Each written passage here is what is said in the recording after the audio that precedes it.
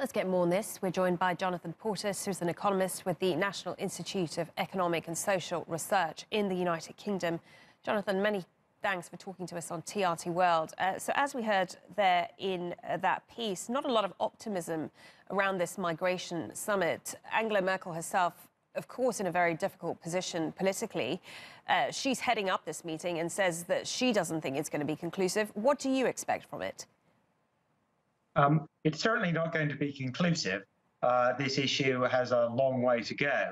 I think the question is whether they can show progress, forward movement, that there is still some sense of European level solidarity around dealing with migration issues.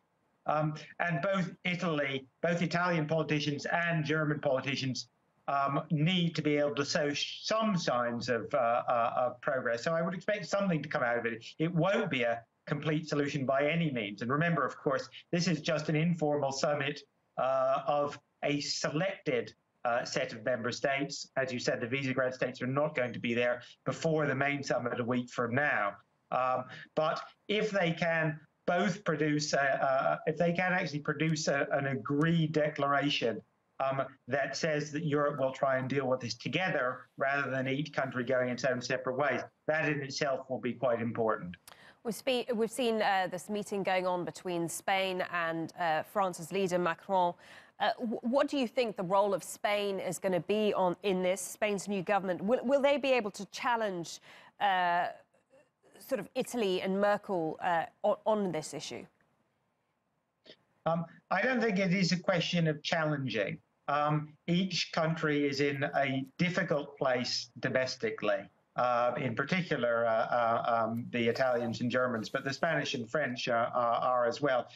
The Spanish and French have, are keener on trying to get some sort of unity, and they're relatively more liberal. The Spanish, of course, took in a boat of refugees that the Italians turned away. But the Spanish and French are in no position to impose anything on Italy or Germany. This